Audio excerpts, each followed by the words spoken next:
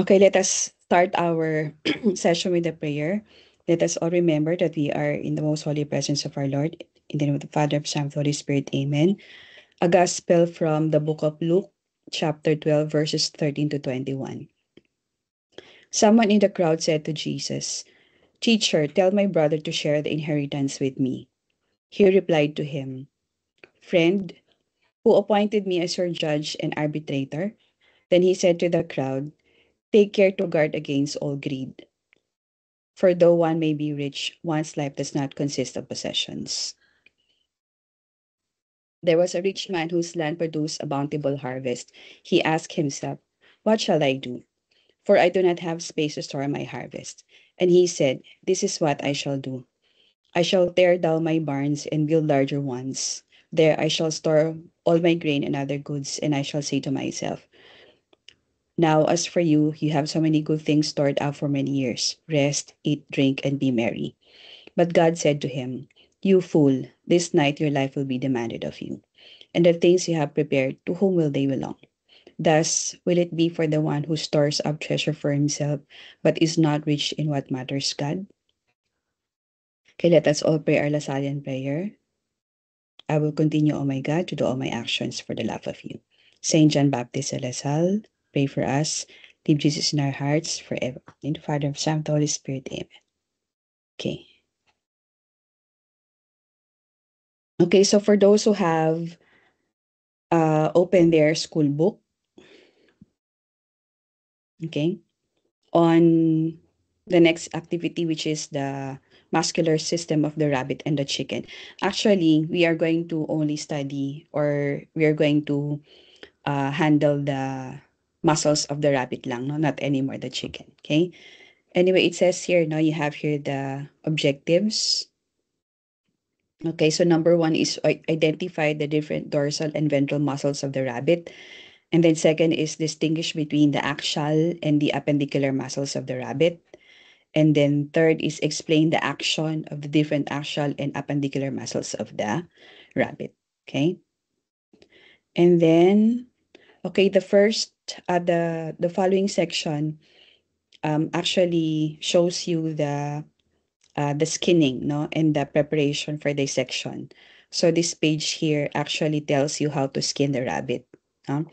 And according to this reference, okay, so it suggests that you start skinning the rabbit at its dorsal aspect.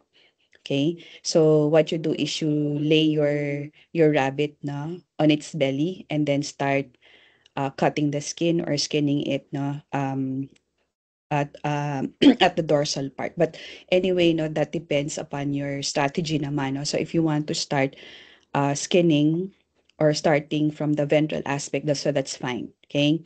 The reason why most are suggesting that skinning be started at the dorsal region is that because the skin is looser at the dorsal region, because you have to massage and pinch a portion of the skin before making a tiny incision.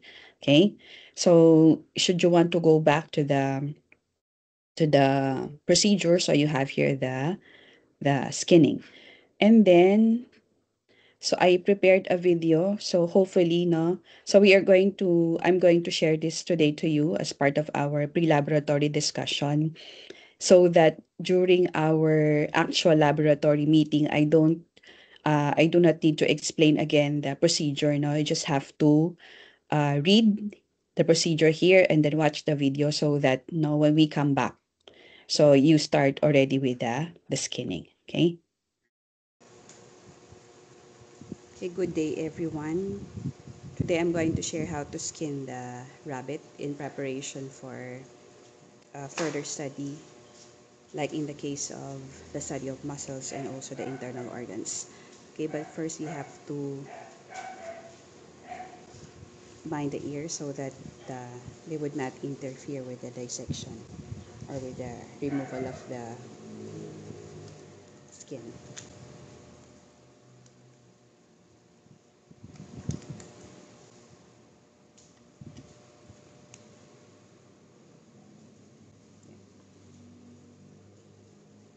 Okay, so what you do is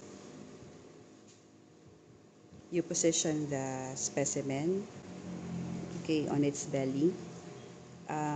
Well, it depends on your strategy on how to skin the rabbit. No? Some starts at the ventral aspect. So today we would be starting at the dorsal aspect of the rabbit. So first, they say that you have to massage the skin, especially at the area of the back part of the neck, no? So that you can make a small incision so you can cut the skin. Okay? So you either use the scalpel or the scissors. No? In my case, I'll be using the scissors. So I'll just make an incision and then I'll just make a cut. Okay, so using the uh, blunt end of the forceps, the scissors rather. Okay, so you make a cut.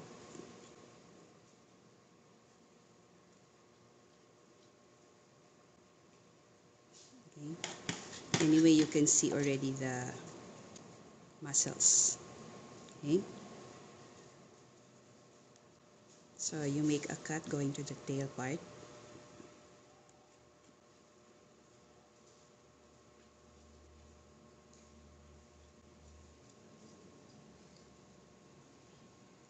So be sure that the tip of the point of the scissors now is pointing upward so you don't damage any muscle.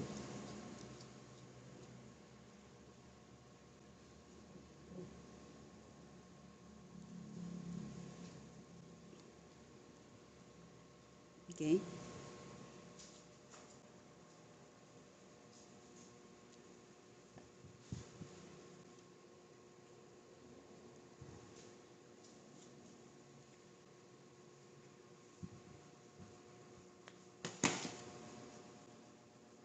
Okay, you can already start separating. So you see nerves here. Okay, so they insert through the skin.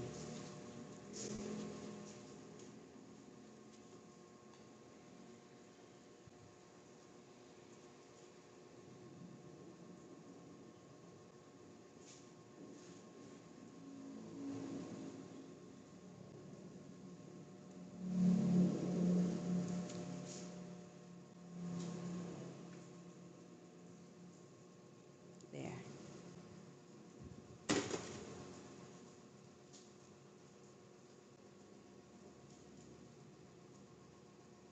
You can see also the some of the blood vessels, especially the veins. Okay, so after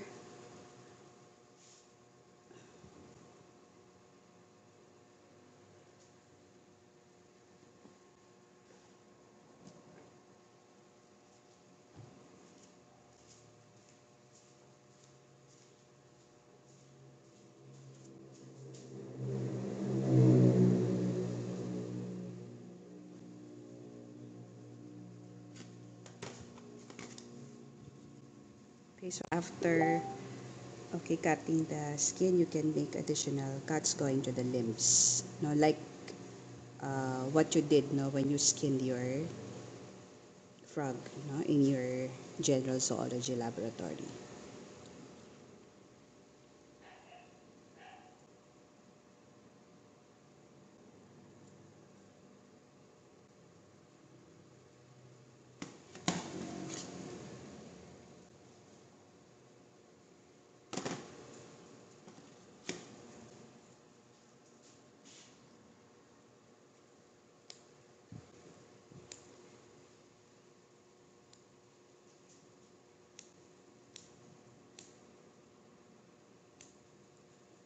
Okay. Then make a circular cut, okay, around the wrist.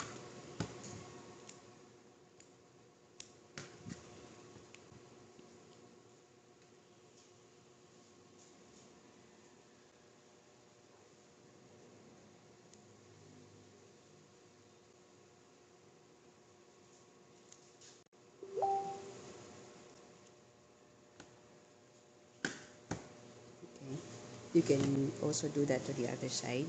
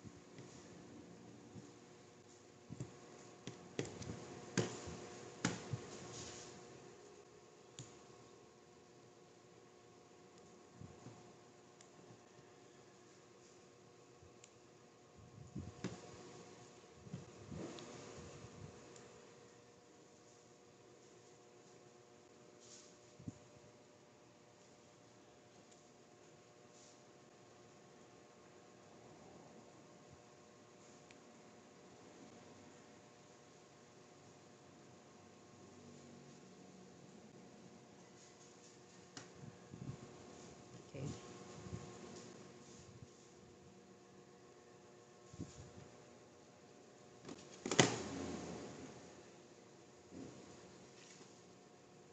Then you can already start pulling and then cutting the fascia. So this plastic-like connective tissue here is actually part of the skin, and it's um, connective tissue known as the fascia.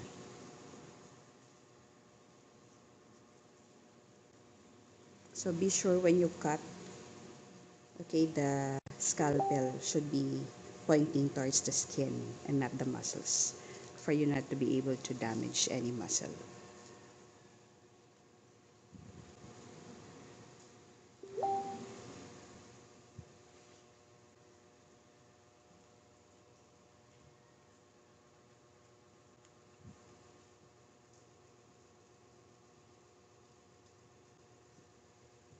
Okay.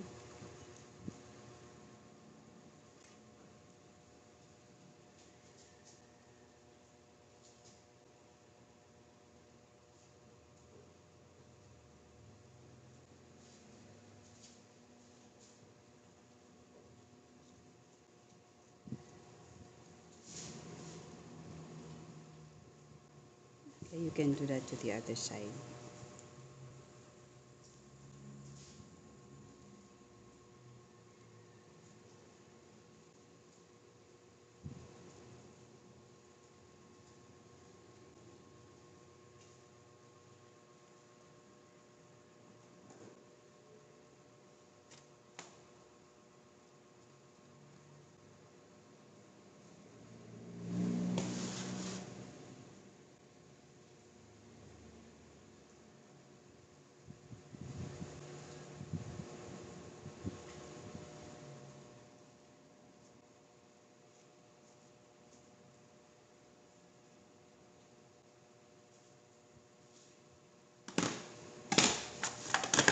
So then we again cut going to the lower extremity.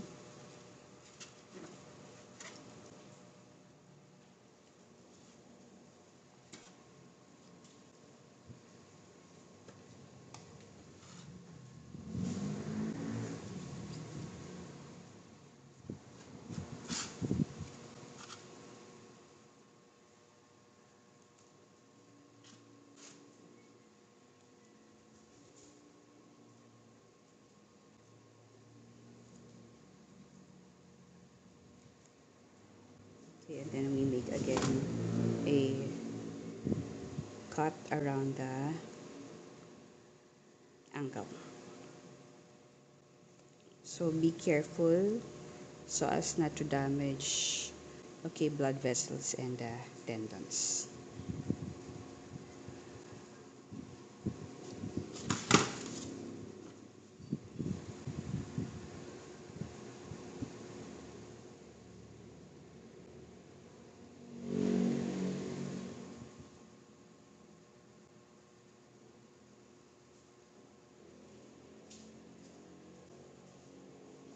So again, try cutting near the skin and not the muscle.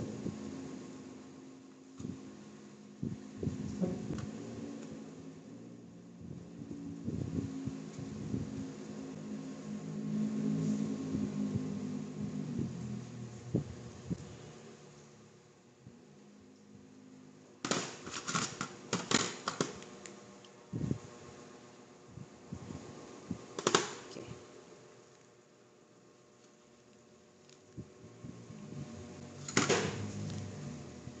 Okay. You can also do that to the other side.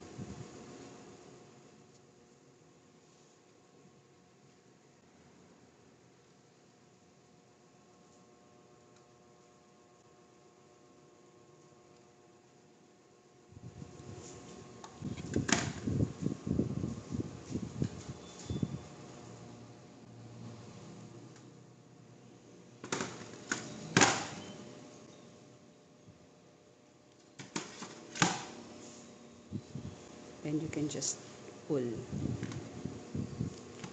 the skin.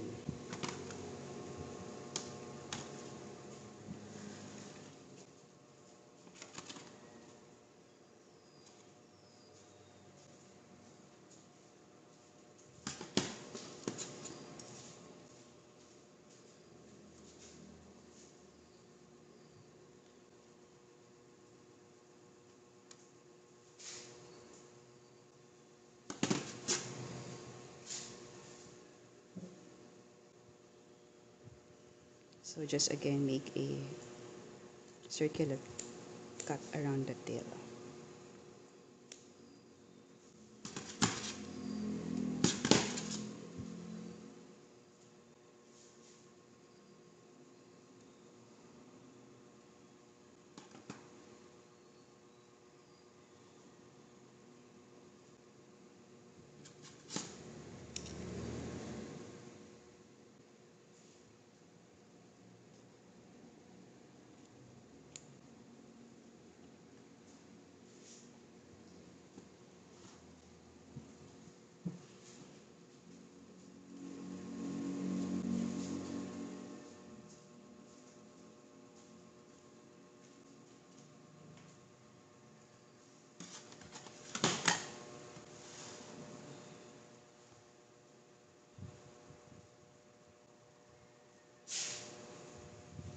Okay,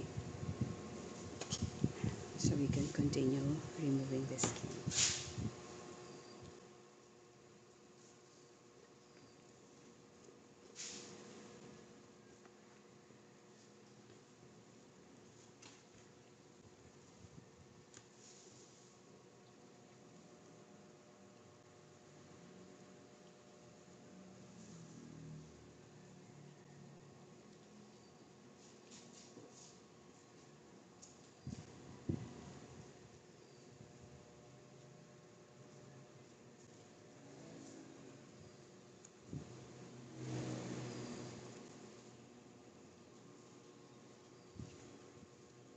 So always pull the skin and then cut.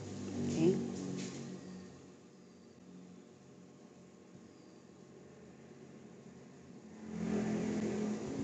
so that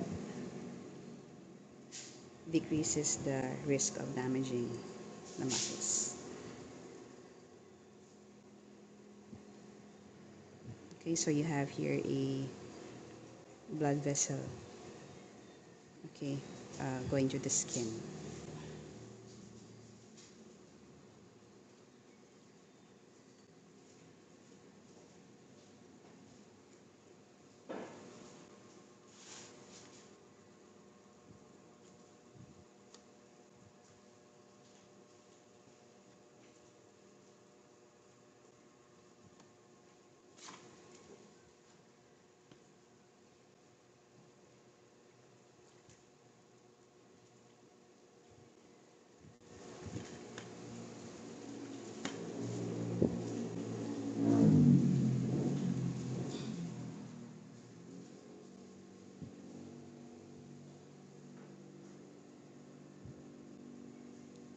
Actually, you can use the blunt and the fair scalpel.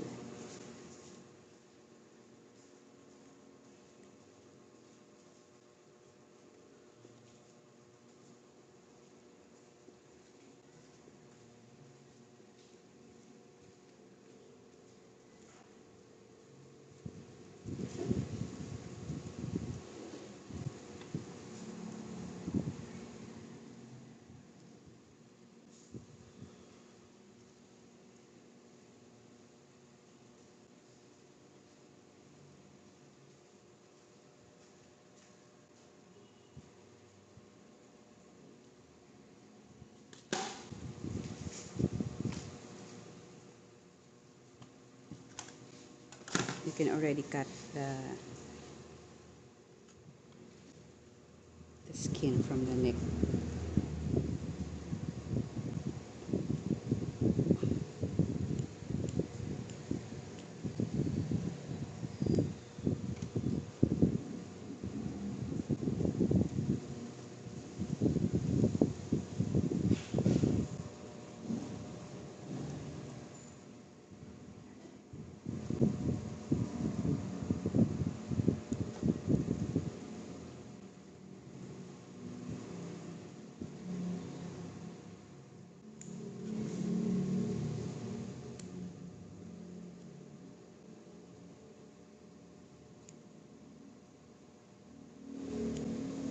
So be careful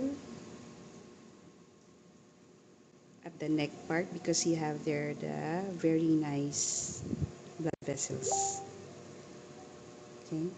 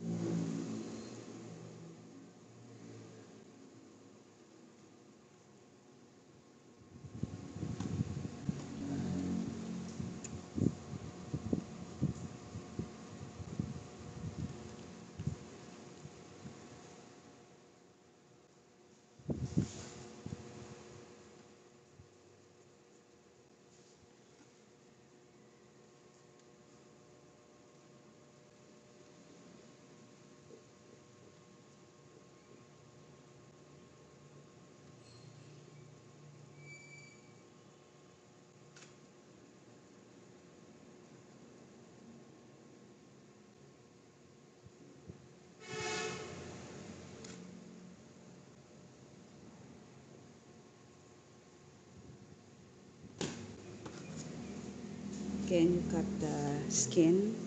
Be careful with the external genitalia. So in our case,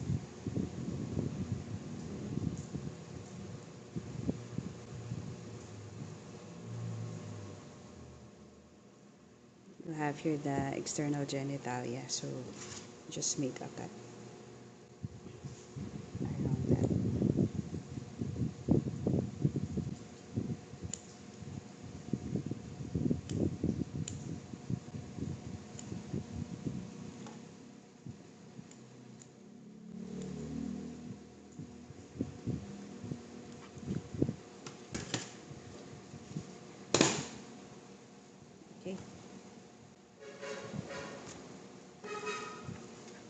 we're already done with the skinning. You don't throw away the skin because after dissection, in order to uh, preserve the moisture of your specimen, you can again wrap its skin around it. Okay, so this is the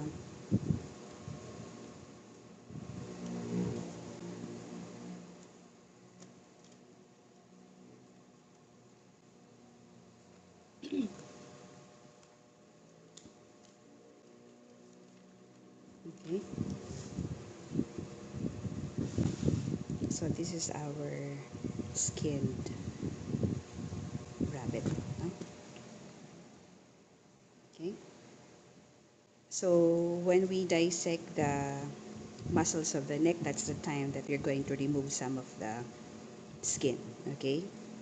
But for now, okay, this is your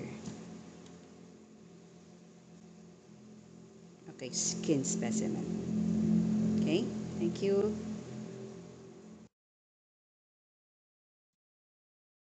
Okay.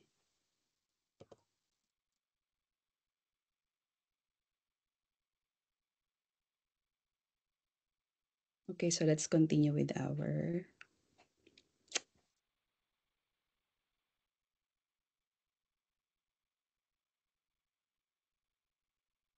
okay.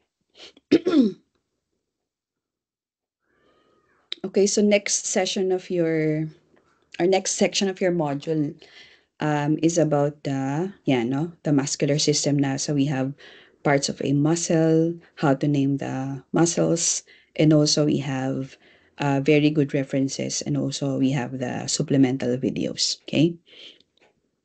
Okay. Now for the muscles.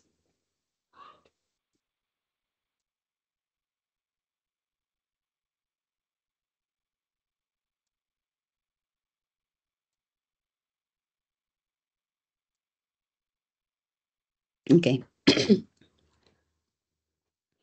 Okay. So it's very important to know the parts of the muscle because as part of your activity for the muscular system, you are supposed to study the origin, insertion, and action of each muscle.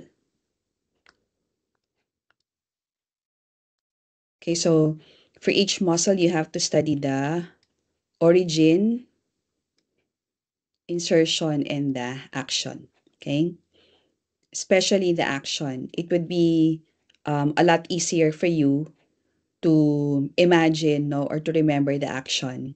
Okay, if you know the origin and the insertion of the muscle. Okay, so you have here a sample. Say, for example, this is the yan, no?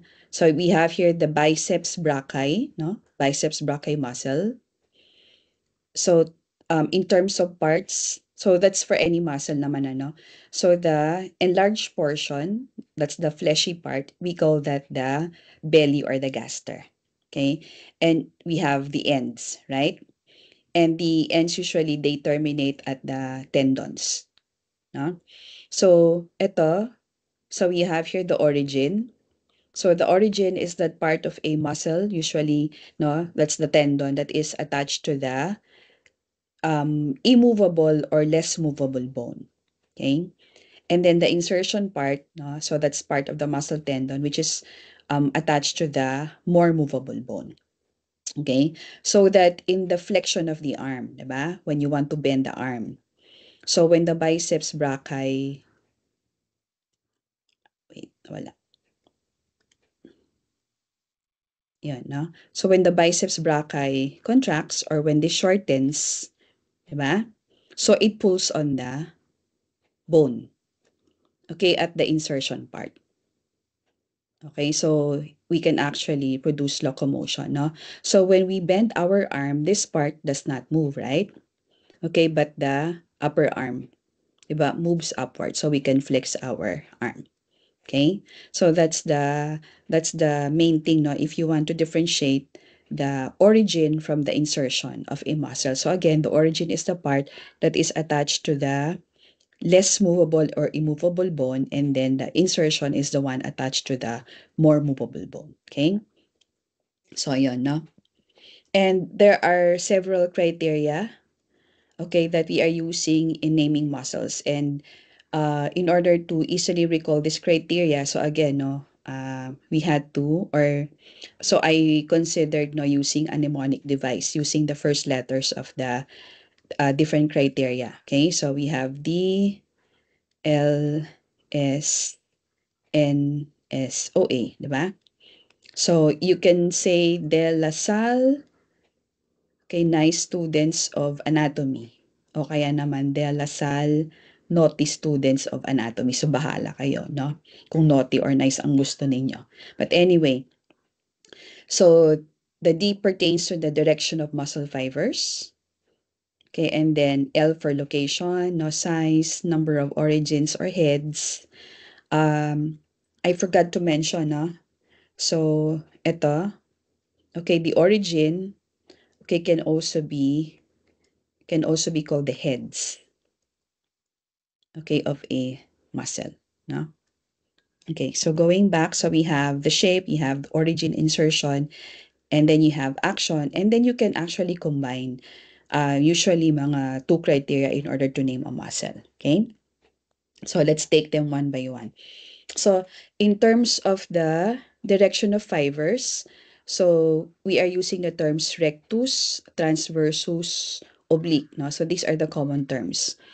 So when we say rectus, okay, um, when we describe the direction of muscle fibers, we always yan, we always refer that or compare that to the midline. Okay, so when we say rectus, okay, so rectus means that the fibers are arranged parallel to the midline. Okay, so ayan, no? Katulad nito, di ba? We have here the rectus abdominis. Okay, because the fibers are running parallel to the midline. Okay? So, ito yung tinatawag natin ng mga abs, mga six packs. So, yan yun, ano? And, one thing, no, to consider, um, during the cesarean section, no, is the direction of the fibers of the rectus abdominis. So, most of the females, no, they want the regular cesarean section, okay, in which the cut is parallel to the midline, because this actually causes less stress to the muscles and less damage to the muscles, okay, allowing faster healing and recovery. The other one, that's the bikini section, di ba? So, because when you have the bikini section, so the fibers are cut, di ba? So the fibers are cut transversely, so that healing is said to be slower, and yeah, it's slower, no? Healing and recovery, no, is slower. Okay? So yon, no? And then when we say transverse, okay, the fibers are said to be parallel to the midline. Okay, they run parallel. Kaya nga transverse, 'di ba? The fibers are at right angles to the midline. Okay? Like for example, ito. So you have here the transverse abdominis. Actually, ito yung transversus, no? Transversus abdominis. So the fibers are running, okay, perpendicular to the midline. Okay? And then next is the oblique. So when we say oblique, ayun, no? So the fibers, they run diagonally. So ganito, oblique. Okay? So ayan, no? Like for example, you have here yung we have here the external oblique and the internal oblique. So in the actual specimen, okay, for the cat, you have here the rectus, no? Rectus abdomini. So the fibers are running parallel to the midline, diba? Then we have here yon sa ilalim, we have here the transversus abdominis. And then we have here the external oblique. So actually, the fibers are overlapping, eh. So one is running this way and the other is running this way. Okay? So, yan. So, they actually overlap at the region of the abdomen. Okay? So, that's for the first no criterion, you have direction of the muscle fibers. Okay, second criterion is in terms of location. Okay, so ito, no? So, location. So, it tells you where the muscle is. Okay, like for example, you have subscapularis. Diba? So, remember when you study the bones of the rat, yung scapula niya? So, you have here a muscle, okay, that is actually below the subscapula. Kaya tinatawag siyang subscapularis. Okay? Another, for example, you have the tibialis anterior. So again, no, if you have here the cut pa rin to no? So you have here the tibia bone. Tapos ito, this is the tibialis anterior. So it means it's in front of the tibia bone. So if you can recall your zoology, diba, you have tibialis anticus, tibialis posticus. So those are the muscles in front of and at the back of the tibia, fibula respectively. Okay? So another, when you go back to this, like example, ito, rectus abdominis, no? So abdominis again tells you the location of the muscle. Okay? So ayan, no? So halimbawa, meron pang supraspinatus, infraspinatus. So katulad dito, no? So you have here again the scapula. And diba the scapula has a spine, yung spinous process niya. So the muscle above the spine is the supraspinatus and the one below is the infraspinatus. Okay? So by just looking at the name, no, you can actually decipher the location of the muscle. Okay? So another, in terms of size naman, so we have yan, no? We have major, minor. Major is the larger one. Minor is the smaller one. And then we have maximus means the largest. So it means there could be 3 or more muscles, diba? So meron siya maximus, intermedius, and then minimus. No? So minimus is the smallest. So halimbawa, yan, no? May gluteus maximus, may gluteus, may medius pa, no? Pwedeng intermedius, pwedeng medius. Okay?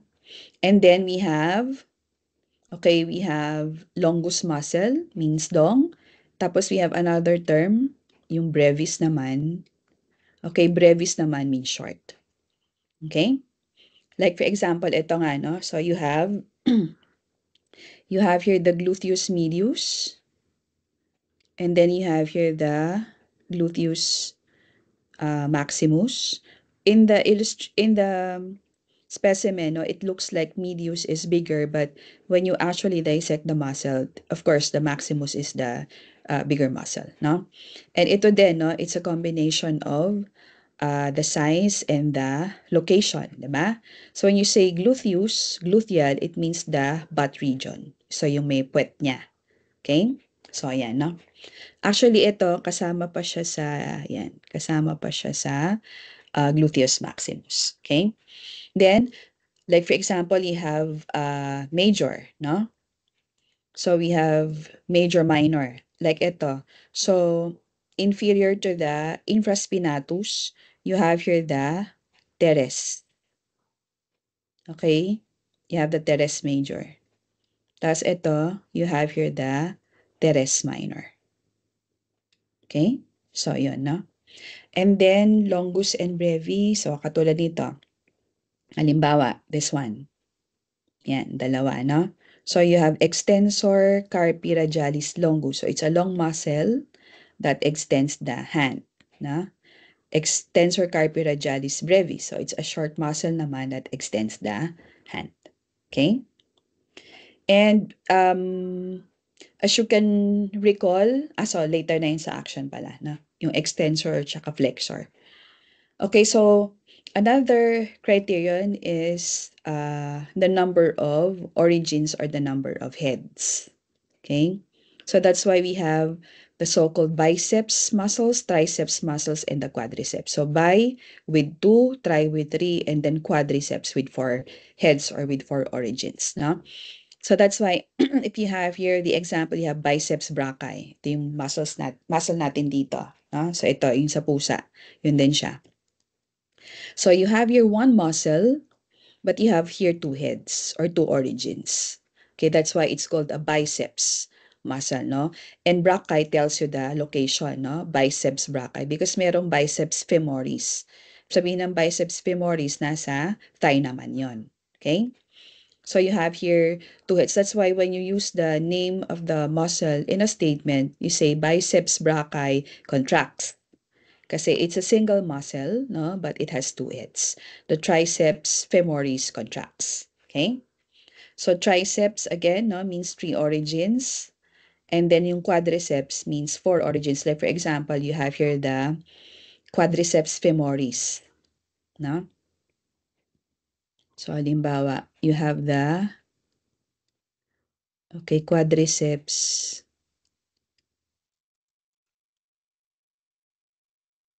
Okay, we have the quadriceps femoris. So you have here visible are the three heads, no? So the vastus, yan, the term vastus also pertains to the head, okay? So the lateral head, no, vastus lateralis, and then you have the rectus femoris, and then you have the vastus medialis. The vastus intermedius, no, that's found beneath the rectus femoris. So you can locate that, no, during the actual dissection. So again, no, it's a muscle with four heads. Okay? So ito, yun din, no? So you have here the triceps. You have the long head, tapos you have here the medial head, and then when you open the medial head, you have here the parang intermedius sa loob. Okay? So, yun, no? So, again, you have number of origin, no? Examples are biceps, triceps, and quadriceps. Okay? Let me check. This should be triceps femoris, not brachii. Okay? Alam ko ang triceps, hanggang triceps lang yung sa arm. Okay?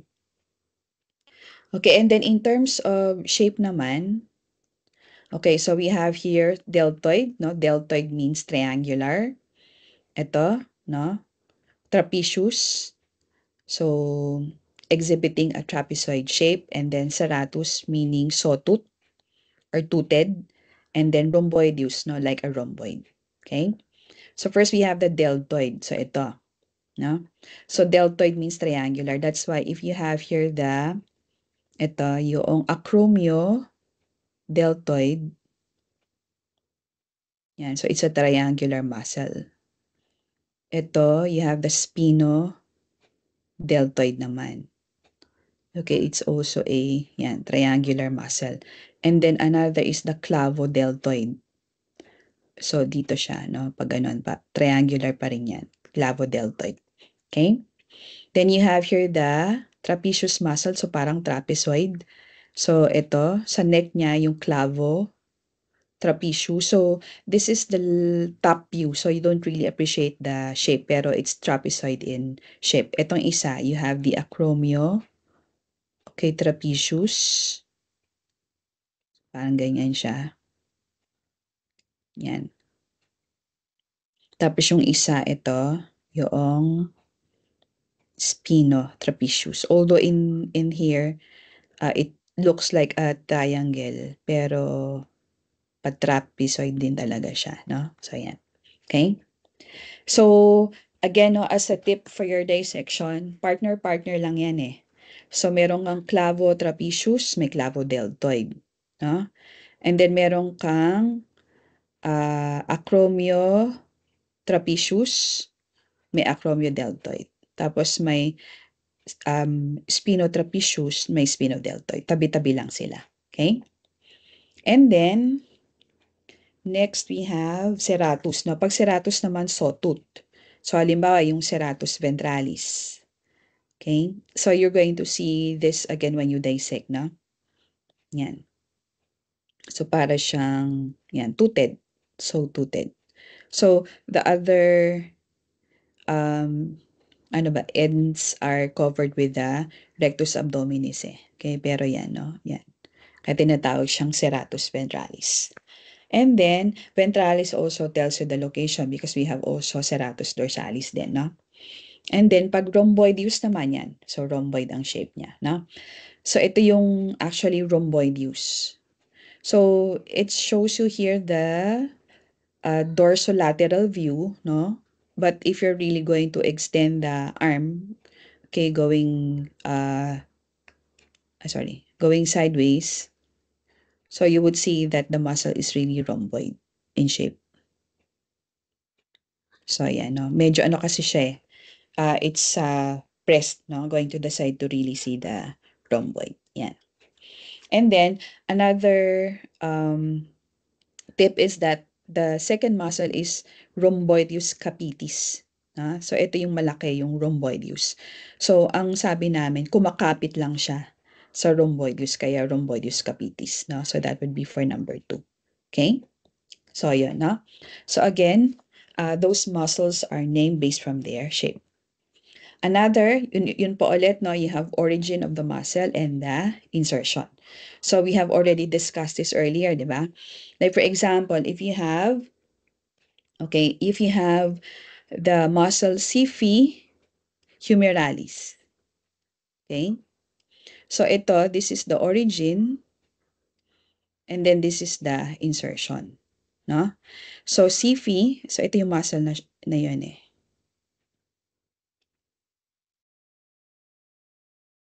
So part is being covered by this is the latissimus dorsi. Okay? So, ayan, no? So, hanggang dun siya. Okay? So, it originates in xiphoid process, di ba? Of the sternum. Tapos, it inserts itself in the humerus. Yun.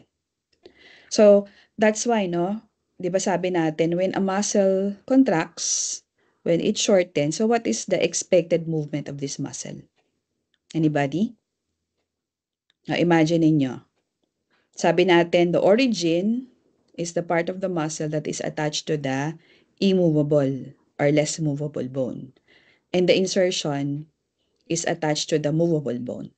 So when this contracts, what happens? What is the expected action? So that's adduction of the arm, diba? So the arm is drawn closer to the midline. So parang ganito, adduction. Okay? So, adduction is movement of a part towards the midline. And then abduction is drawing of a part away from the midline. Okay?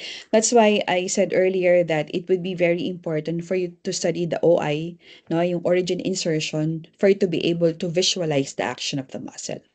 Okay? So, kahit paano may idea ka, no? Another, you have here ito yung sternocleidomastoid, no? Sterno, so it originates in the sternum, no? And then cleido pertains to clavicle. So again, no, originates in the originates from the clavicle, diba? Kaya sternocleido, and it now inserts into the mastoid process of the temporal bone. Okay? So that when this contracts, which moves? The head or the body? Siyempre, the head moves, di ba? So, we are able to turn so ito yung ano natin eh. Ito, no? Tsaka yan. So, when these muscles contract, no, we are able to turn our head. Okay? Left and right. So, yan. Okay? So, ganun lang. Imagine niyo, no? So, kung ito yung muscle, so yung hindi gumagalaw na part, yun yung origin niya. Tapos yung insertion niya, yun yung gumagalaw na part. Okay? So that would be very important, no? Again, when you study the OIA. Okay? So another, ayan, ang pinakamadami, you have the action of the muscle, no? So I guess some actions were already mentioned, no, when you had your zoology lab, di ba? Flexion, extension, no? Usually they are antagonistic eh. So if one flexes, the other one extends. Diba? And then you have abduction, adduction, no? You have levation, depression. You have supination, pronation. Tapos you have tensor. Okay? So, yun, no? So, first we have, eto muna, yung mga flexor muna. Flexor and extensors. Okay? So, extensors, they extend apart. No? Like, for example, in your zoolab, di ba? We also said that the muscles on the outer part of the lower arm, they are extensors. Tapos yung medial nila, di ba? They are the flexors. Okay? So, they are the ones, no? Responsible for the, movement of the hand, no? So, flexors, extensors. So, I'm not sure if you can see this, no? So, you have here flexion, extension, hyperextension. Okay? So, they are responsible, the muscles here are responsible for these movements. Okay? So, halimbawa, you have, yan, extensor carpi radialis longus. So, again, you have here a combination of criteria, no? So, what criteria are used in naming the muscle? So, you have the action, tapos you have the size, di ba? Well, extensor carpi radialis brevis. Okay, so ito, again, extensor carpi radialis longus and brevis, they extend the manus or the hand. Yung sa kabila naman, yung medial, mga flexors naman. Okay? So, ayan, no? Okay. And then, okay, so we have, okay, ayan, adductor. So, what is the difference between adduction and abduction? So, when you say abduction, so that's drawing apart, no? Drawing of apart away from the midline. Adduction is drawing of apart towards the midline naman. Okay? So, ayan, no? So, you have abduction, adduction. Kaya sabi, pag si inabduct ni Kwan, so, inilayo. Okay? Katulad nito, you have here adductor, yan, longus, adductor femoris. So, ito, it's a combination of the action, diba, and the size. Ito naman, combination of the action and the location naman, diba? So, again, no, you can use a combination of criteria to name a muscle. So, the adductor longus and the adductor femoris, so they move the thigh, no, closer to the midline. Okay? So, ayun, no? And then we have, okay, levator, depressor naman. Ito ay, yan, no? So, katulad nito, you have, okay, you have the levator. Sa rabbit, meron din yan, ano? You have the levator scapulae ventralis. So, when you say levator scapulae ventralis, so it elevates daw. Pag scapulae, so it pertains to the shoulder, no? Ventralis, so it means that, okay, the levator scapulae ventralis, diba, elevates the shoulder and moves it forward. Okay, so parang ganon. So again, no, it elevates the shoulder and moves it forward. Okay? And then, another is yung, again, if you can recall your frog, diba? Meron tayo dito na depressor naman, no? You have the depressor mandibula. Diba? So, it depresses the lower jaw, thereby opening the mouth, no? So, yun. So if you, in preparation for the exam, no, if you can really recall the exact action of the muscle, just think of the muscle name. So that would help you again remember. Okay? And then, we have, ito naman, no, you have supinator and pronator. So ito, supinator. So this is adapted from the human parts lang, no? Supinator and then pronator. Okay? So, what is supination and pronation? So, again, okay, so, di ba sabi natin, before using the anatomical term, the subject should be in its proper anatomical position. And sabi natin, in humans, the proper anatomical position is that of the oblation in UP, di ba?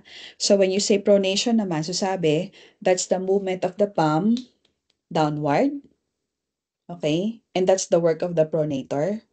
Tapos supination naman is the movement of the palm upward naman. So that's the work of the supinator naman. Okay? So this is pronation and then this is supination. no? The work of the pronator and the supinator muscles. Okay? And then, okay, so lastly, we have the tensor. So from the term tensor, no, it tenses, okay, apart. It makes it rigid. So katulad nito. So you have number 5. This is the tensor fasciae latae. Yan. And this actually tenses this very, very thick connective tissue, no? Very thick fascia, kaya nga tensor fasciae latae. And the regions of the body that are covered with very, very thick fascia need actually protection because usually they have very, very powerful contractions, no? Kaya yung sa may thigh natin, makapal lang ganito, yung fascia, no? Yung fascia lata. And then, ito yung lumbodorsal area. So, once you skin your rabbit, you would see that the lower back really is covered with a very, very thick, no? And tough, parang plastic-like substance. So, that's actually a connective tissue. So, that's the fascia. Okay? So, yun, no? And sabi natin kanina, we're always saying that you can actually combine no, different criteria in naming muscles. Like for example, ito nga, no? So you have extensor, okay, carpi radialis longus. So it's a long muscle, okay, that extends no, the carpal, diba? So it extends the uh, hand, no? So ganyan, ganon. So flexion, extension, hyperextension yun eh, okay? Pag flexor naman yung kabila, no? So, ito.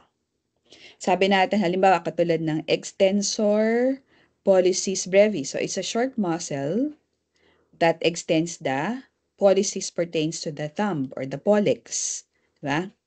Sabi natin, technically, okay, the thumb is called the pollex. No?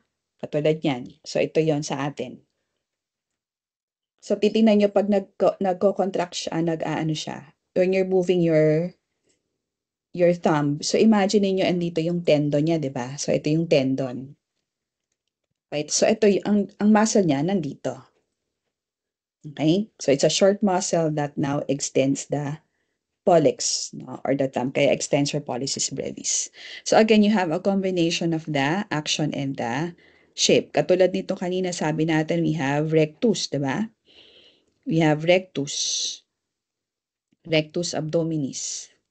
So rectus means that the fibers are parallel to the midline, and abdominis because it's found in at the abdominal area. Okay? So I would like to make a correction here, no? In your example, this was lifted from the manual, the old manual. Extensor digitorum longus. Nakalagay extensor, action, that's good, no? Digitorum location, no. Okay? Because we don't have a muscle in the digits, di ba? Wala naman tayo halos muscle dito eh. Ang extensors nila nandito. Okay?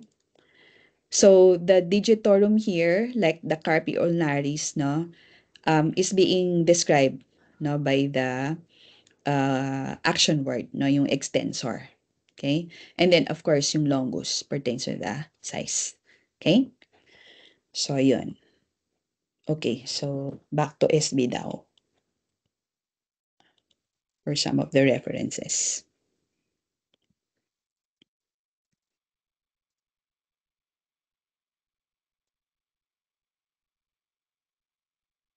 Okay, ito, no? So you have here very, very nice references. This one actually includes the first section that I showed you, the one with the procedure on the skinning. So yan yun, ano? And then this one is a very good one, yung illustrated guide. So this was actually a dissertation, no, which was finalized, no, in 1957 pa. So it's a canon study. Okay? A canon meaning an old, no, an original study. So you have here a rabbit and illustrated guide by Edwin Sheen Jr. So it's a nice guide. It's a complete guide, no, because it actually involves or includes from the preparation of the material, okay, until the external features of the rabbit, and then you have the systems, no? From the skeletal system, okay, until the no, circulation, urogenital, CNS. So lahat 'yon. Okay? So okay, it's a very good guide because let's go to the muscles.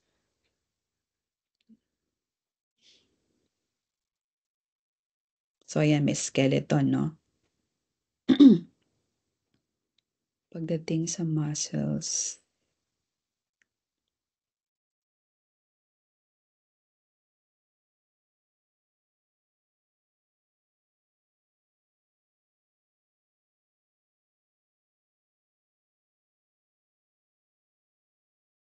'to.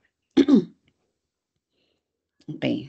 So you have here starting page 52, you have the muscular system. Okay, there are even two subcutaneous muscles that are included here, no? The platysma, you can see this at the neck area, no? Going to the head, no? So dito. But it's part of the, kaya nga subcutaneous it's part of the skin, no? It's not really part of the skin, but it's, in terms of location nga, it's below the skin pala, no? It's below the skin. That's why when we skin the rabbit, no, these two muscles are included in the skin. And then merong cutaneous maximus din, no? So it says here, it's a broad-thin muscle connecting the skin to the body wall. So you would see that some fibers, no, are very distinct when you try to skin the rabbit, okay? And then yan, you have muscles of the neck and back, etc. So ito yung sinasabi ko kanina, yung OIA, diba? Halimbawa, yung occipito-scapulary. So this is one of the deep muscles on the neck, no? Yung ito, dorsal part, occipito. So from the term occipito-scapularis. So ito, you have here yung from, no, from the crest of the supraoccipital bone. So that's the origin. And then to, that's the insertion to the inferior angle of the scapula. And then the action is draw scapula dorsocranial. Okay? So if you know the muscle location, so dito siya, no? Makikita nyo naman yan pag nag-dissect kayo ng rabbit Occipito scapularis. Okay? So it means if it's originating from the supra-occipital bone, alam niyo naman yung occipital nandito. So when the muscle contracts, no, you would expect that katulad niyan, yung scapulary. So again, no, it has something to do with the movement of the shoulder. 'Di ba? Yung dorscapula, dorso, 'di ba? Dorsocranial. So pag ganyan. Okay, so that's the work of the occipito scapulary. So ganon, may mga ganong muscles, no? Again, katulad nito, anterior trapezius, posterior trapezius. So, sa di mga anak, aaralin niyo yan. Okay? Halimbawa ito, rhomboideus serratus ventralis, external oblique, no? So, yung origin niya, lumbodorsal fascia and posterior ribs, insertion is the linea alba. Yan, constricts abdomen and the viscera. Okay? So, again, no, this is a very good guide. So, each muscle is provided with the origin insertion action. So, again, no, they will be included in the exam. Tapos, you're also provided here with illustrations. Okay? And the labels. But, please take note now, no? There are certain, discrepancies lang. Like, for example, ito. In this illustration, okay, it says here, this one is the superior. You're seeing my cursor naman, ano? Yes? Kindly Yes, answer. Yan. So, halimbawa katulad nito, you have here the superior trapezius, tas ito yung inferior. Notice, di ba? In terms of location, this term should not be utilized because ito pa rin yung superior, ito pa rin yung inferior, yung baba. So, mas tama yung pangalawa niya. Ito. So, he used anterior trapezius and the posterior trapezius, which is more proper, 'di ba? Anterior and posterior rather than, pero they're pointing to the same muscles eh, pareho 'yun. Pero magkaiba yung ginamit niya na anatomical term. Superior, inferior yung isa, set. Yung isa naman, anterior, posterior. So, take note, no? This should be anterior trapezius and posterior trapezius. Anterior or ito yung acromio trapezius. Ito yung inferior or yung spinotrapezius. Anyway, before we dissect the muscle, no, I'm going to again point it out. Okay? So, yan. So, yun lang, no? Mahaba siya, but it's a very, very good reference, no? So, yan. Okay? So, that would be for the illustrated. Yan, no? The last two references, so they're actually PowerPoint presentations lang showing yan, showing, for example, listing of muscles in the abdominal area and provided with a photo and then the locations of those muscles. Yun lang siya in the long PowerPoints. Okay? So again, no, that would help you also. Okay. And then, lastly, ito din, no, yung supplemental video, it would be very helpful also siguro during the time of the sustainability week kasi we're meeting next week na ulit Monday, di ba? Kasi from Wednesday to Saturday, that would be the examination pa, the reschedule days of examination. So Monday next week, hopefully I can record the dorsal and the ventral muscles of the rabbit, no? Pero while waiting, may exams pa ba kayo ngayong linggo? May na-cancel kayong exam? Ano, reschedule pala? Meron pa, miss. Meron pa. So mag-aaral pa kayo pala. So yun, no? So if you have time, maybe you can also watch this, no? It only talks of yan, no? So it shows you yan, no? So usually